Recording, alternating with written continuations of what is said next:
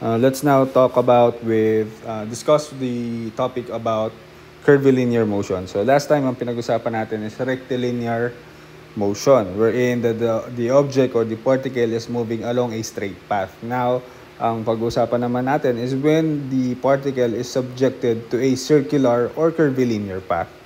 So instead of ang pinag-usapan natin is straight or rectilinear, we are now talking about the angular motion. That's why ang hinahanap na natin is not just the position or displacement, but we are now talking about, or we are now going to determine yung angular, take note of the angular position and angular displacement of the particle, the angular velocity, and the angular acceleration. Well, actually, if we are going to simplify the discussion, same rules applies. Say for example dito, no? On this part, yung nag-i-integrate tayo tsaka sa nagde-derivative. Doon sa last time na ginagawa natin acceleration to velocity to position or distance. Kapag pababa from acceleration to velocity to distance, we integrate. Right? And then kapag pataas from position to velocity to acceleration, we take the derivative. But now, since ang pinag-uusapan na nga natin is angular motion, instead of just the acceleration, we are now talking about the angular acceleration, which is designated by alpha. So, angular acceleration. This must be in rad per second squared. And then, yung velocity natin dati, magiging ng angular velocity, wherein this is in rad per seconds, and then yung position magiging na siyang theta, which is the angular position or simply rotation, that is in radians. So ayan na siya. So instead of acceleration A, V, and S, ang variables na natin would be alpha, omega, and theta. But same rules applies, no? Kapag pababa, we integrate, and then kapag pataas, we take the derivative. So ganun pa rin naman, no? Wag lang kayo magpapalito doon sa mga variables, no? Doon sa mga symbols. So from A, V, and S, magiging na siyang alpha, omega, and theta, no? And you would notice dito, itong part na to, ito, tsaka to, halos kamukha lang din naman yan nung mga formulas natin for rectilinear motion. Yun nga lang, nagbago na nga lang yung mga variables, na? So instead of yung A, V, and S, nagiging na siyang alpha, omega, and yung theta. Now, I won't go through much dito sa modular natin.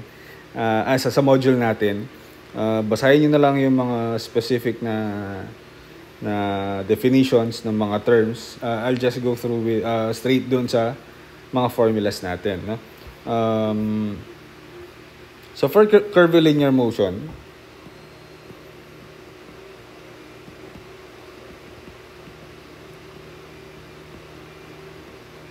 no? Yung dating formula natin na S is equal to VOT plus 1/2 AT squared. V is equal to VO plus AT. At saka V squared is equal to VO squared plus 2AS. Hindi na yan yung gagamitin natin. Babaguhin na nga natin. For curvilinear motion, ito na yung mga formula natin. So, for yung S, magiging theta is equal to omega T plus 1/2. So, yung acceleration magiging alpha, angular acceleration multiplied by the time, squared. And then for the velocity, magiging angular velocity na yan, VO plus alpha T. And then yung last formula, omega squared is equal to initial squared plus 2 alpha theta. So, yan na yung bago nating formula. But actually, if circular motion tayo, say for example, the particle, itong particle na to is moving along on a circular path with given radius, okay? Say for example, from point A, nag-move siya to point B. Ayan. Alright. Okay. Yung alpha na to, that is the acceleration along the circular path. Pero actually, pwede pa rin naman nating makuha yung actual na acceleration niya in meters per second. If the radius is given, we can still determine yung value ng actual na acceleration niya in meters per second squared. Kasi the acceleration in circular path, ito yung acceleration tangential natin. Ito yung A normal. So makukuha natin yung totoong acceleration along dun sa circular path.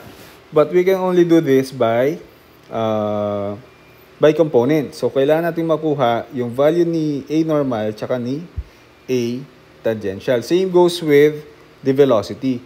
The velocity is always tangent to the path. So yung velocity natin is along din dito. So velocity. All right. So to determine those values, if radius is given, so we can determine the values of AN, which is equal to the angular velocity squared multiplied by the radius. And then yung A tangential naman natin is equal to the angular acceleration multiplied by the radius. And then yung velocity naman is equal to the angular velocity multiplied by the radius. And then thus, yung acceleration natin is just equal to the square root of, or yung buuin ko na lang yung Pythagorean theorem, that A squared is equal to AN squared plus AT squared. So A is equal to the square root of AN squared plus AT squared. Tapos, yun nga, sinabi natin kanina, if by equation,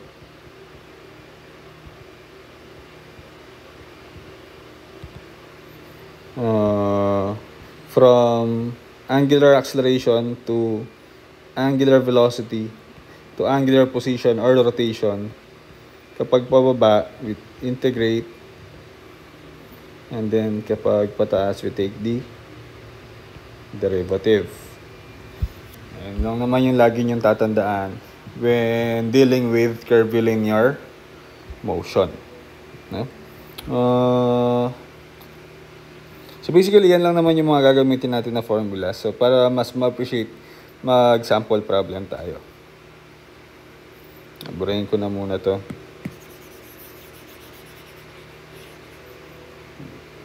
Okay.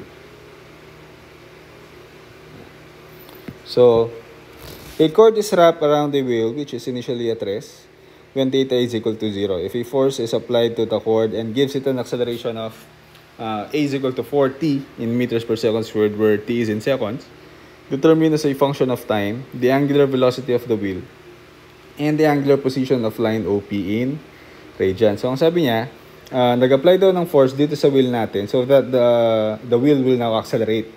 With the equation of A, the acceleration is equal to 4t in meters per second squared. Ang hinahanap sa atin is the angular velocity and the angular position. So take note, doon sa given niya, yung given sa kanya na ito, so wala namang nabanggit na angular yan. So we would assume na yung binigay niya, even doon sa symbol, it is letter A. So we would assume na yung A na yan is the A tangential. Besides, based dito sa drawing, ito, yung A natin is tangent doon along doon sa wheel natin. Alright? So, from the clues in the worded problem, as the same time doon sa illustration natin, lumilitaw na itong given natin na A na acceleration is A tangential, and that is equal to 40. Ngayon, tas ang sabi niya, pinahanap sa atin yung function ay yung angular velocity at saka yung angular position as a function of time. Ayun. So, ibig sabihin, ang hinahanap sa atin ay in terms of equations. And sabi nga natin, ano nga yung ginagawa natin? From angular acceleration to angular velocity to to position, angular position, we integrate kapag pababa, and then kapag pataas, we take the derivative. So, yung given natin na A tangential, hindi pa natin pwedeng gawin ito.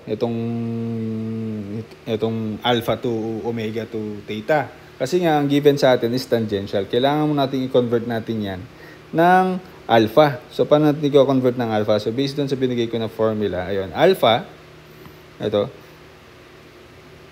A tangential, ito, is equal to alpha multiplied by the radius. And since dito sa problem, given naman na yung radius natin, which is 0.2, so we can now able to determine yung angular acceleration natin. So, lumilit daw, AT is equal to alpha R. So, AT natin is 4T is equal to alpha. Yan yung hinahanap natin. Then, yung radius natin is 0.2. So, lumilitaw that alpha pala is equal to 20T. So, ganun lang siya kasimple para makuha natin yung alpha, yung equation ni alpha. Ngayon, to determine yung angular velocity natin, we take the derivative ng alpha, di ba? So, the angular velocity is now the integral of 20T. So, lumilitaw, the angular velocity is equal to 20T squared over 10. So, simplify, meron pa palang plus C dito. Pero naka-indicate naman sa problem, sabi niya, wrap around the wheel which is initially at rest when theta is equal to 0. So, ibig sabihin, and wala namang nabanggit that it has an initial velocity. So, we would assume na when the time is 0, the angular velocity is also equal to 0. Thus, C is equal to 0. So, to complete the equation, the angular velocity is now equal to 10T squared. Ayan. Okay? And then, next naman, yung pinapahanap sa atin is the angular position. So, yung angular position is just the derivative of the angular velocity. So, theta is equal to the integral of 10T squared. So, theta is equal to 10T cubed over 3 plus C. But then again, sabi niya, when time is 0, the position is equal to 0. Thus, C is equal to 0. So, lumilitaw that theta is equal to 10 over 3 T cubed. So, yan na yung hinahanap sa atin. Alright. So, say for example, kunwari naman, madali lang yung problem. No? Hinahanap lang naman sa atin is yung equation ng angular velocity and then yung equation ng angular position. So, eto na yan. Okay, so what if kunwari lang naglagay tayo ng letter C? Naglagay tayo ng letter C, determine the value of angular position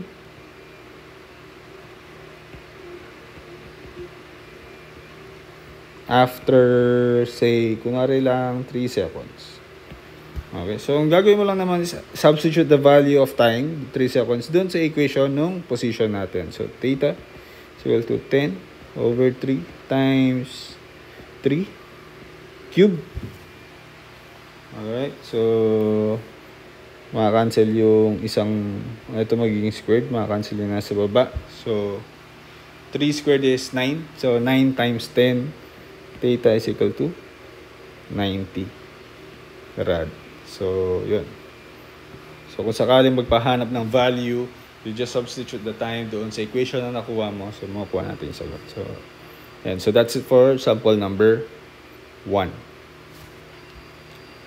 Now let's try yung sample number 2. So clear muna natin. Ulitin lang natin. So, ayan. So let's read the problem. The motor shown in the photo is used to turn a wheel and attach blower contained with the housing. The details of the design are shown. If the pulley A connected to the motor begins to rotate from rest with a constant angular acceleration of 2 rads per second squared, determine the magnitudes of the velocity and acceleration of point P on the wheel after the pulley has turned 2 revolutions. Assume the transmission belt does not slip on the pulley and the wheel.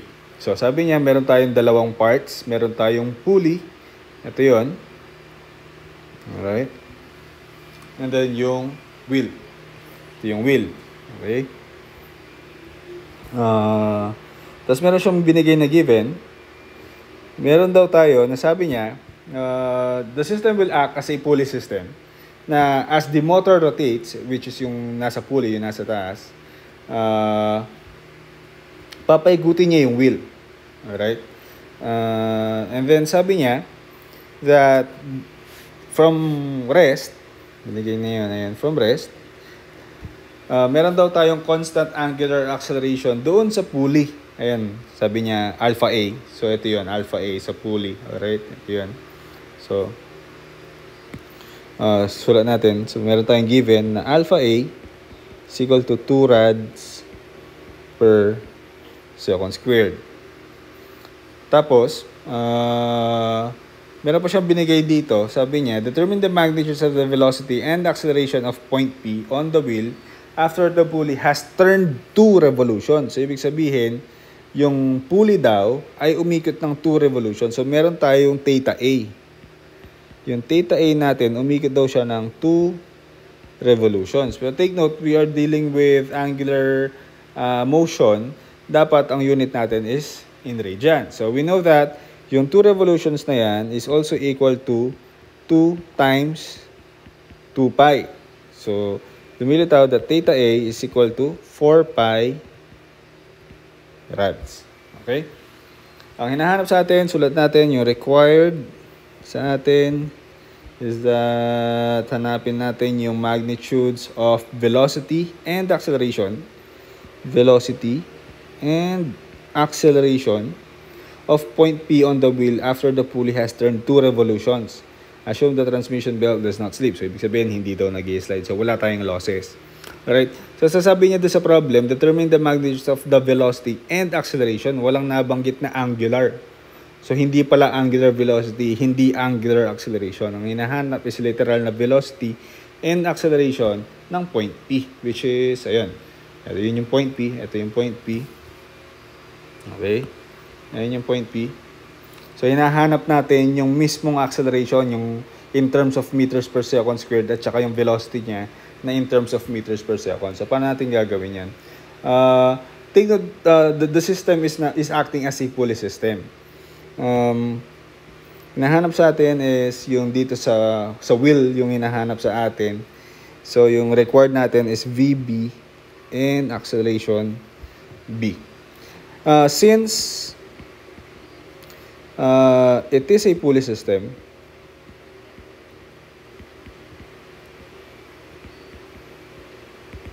mapapansin nyo na the tangential area, tangential acceleration, ito,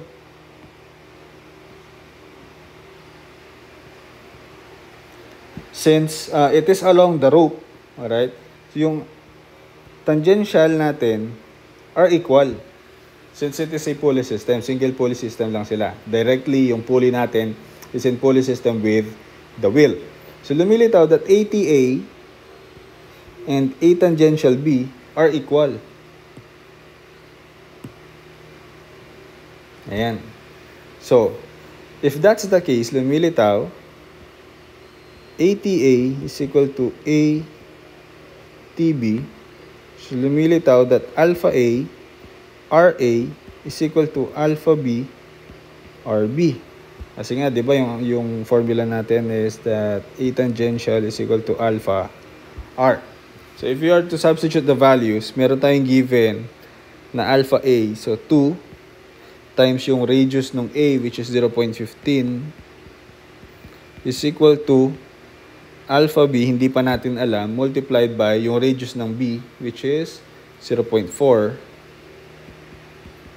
Makuha natin na alpha B pala is equal to 0.75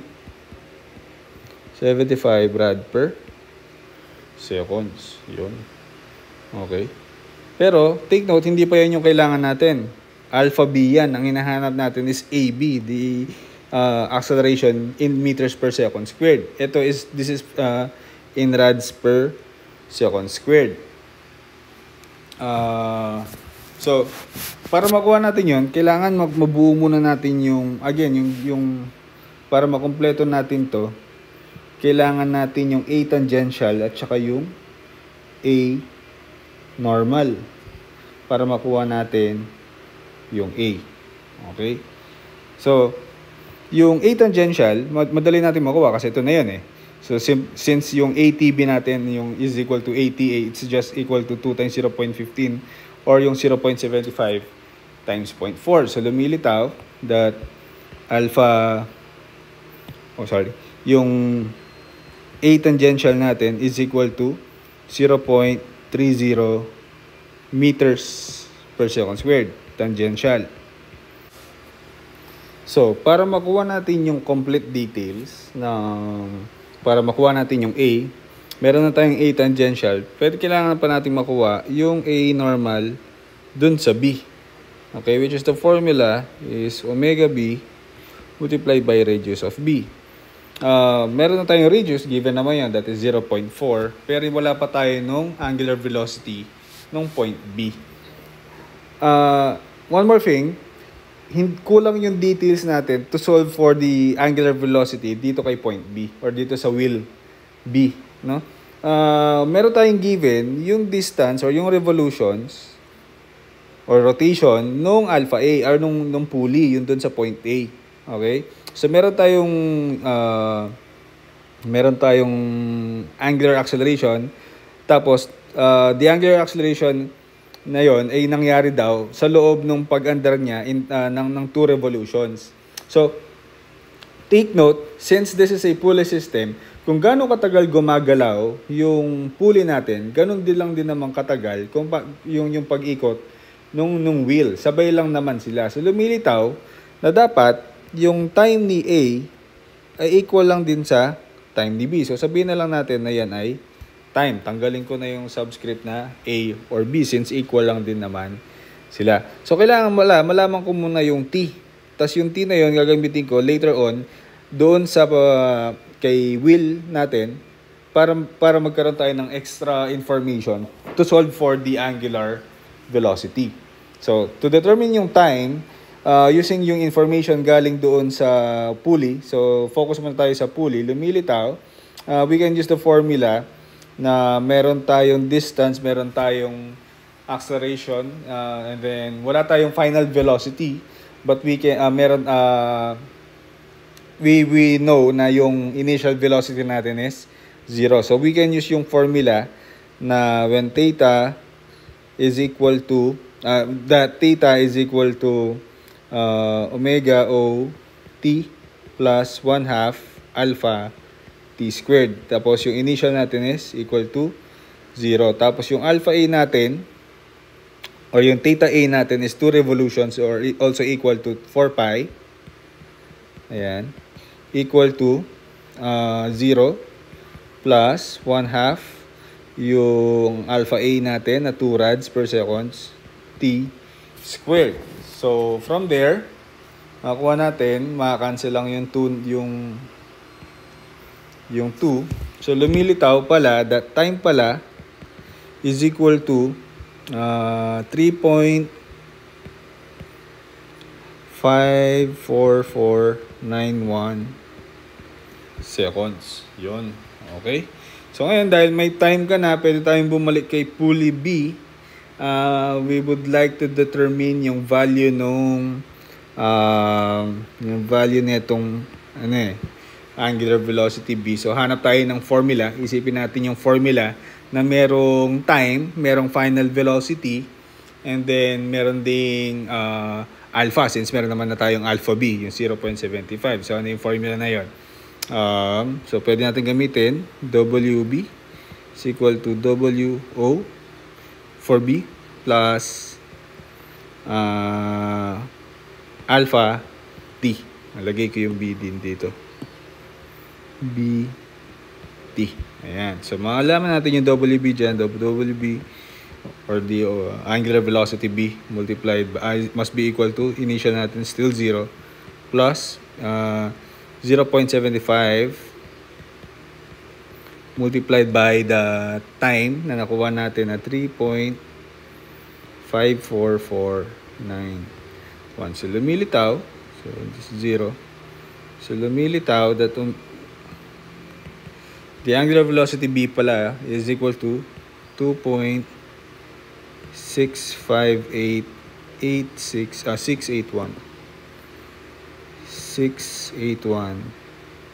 rad per seconds. Since meron na tayong angular velocity B, makakuha na natin ito. Alright, so substitute the value. So A and B. So ako muna. Is equal to omega B or B. So substitute the value na nakuha natin na omega B. So 2.658681 multiplied by the radius of B, which is 0.4.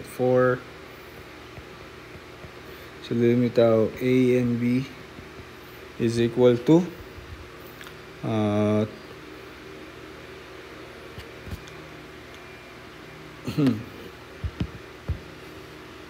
sorry, squared pala to.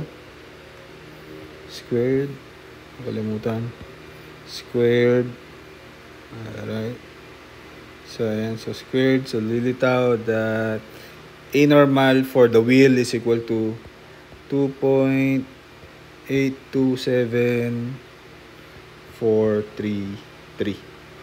meters per second squared. So meron ka ng AN, meron ka ng AT for the wheel, makuha natin yung AB. So AB squared is equal to A and B squared plus ATB squared. So AB is equal to the square root of A and B natin na 2.827433 squared plus yung ATB na 0.3 squared. So AB is equal to 2.4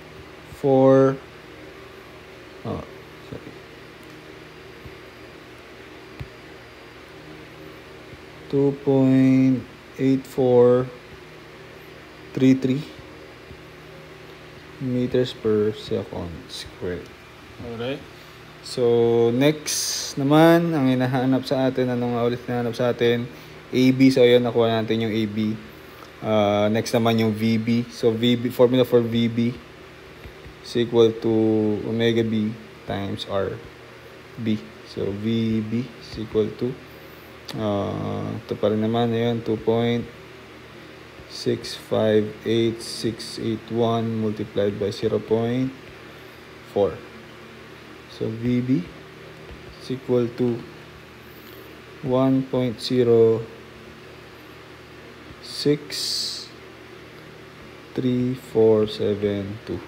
meters per second. At yan yung hinahanap na sa atin. Velocity B and acceleration B. Alright. So, ayun, ganun lang, no? For a pulley system, ang key point lang dito, lagi nyo tatandaan na for a single rope, ayan, since itong rope na to, yung rope na yan, ay single line lang naman yan, and you would notice na yung direction nila is tangent to each pulley. So, itong part na to, tangent lang naman siya doon sa pulley. Tapos ito ding part na to, tangent din yan dun sa pulley, sa wheel natin. So, it is on the direction of the tangential acceleration. So that's why, since isang linya lang naman yan, yung lumilitaw na ito nga, that the tangential acceleration on both pulleys are equal. So yun lang naman yung magiging key point nyo dyan so you can solve for yung mga hinahanap na required na items or required na parameters.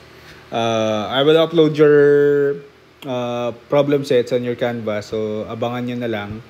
And then next face-to-face is a continuation of this discussion. Mag additional sample problems pa tayo. Alright, so that's it for this discussion. Thank you very much.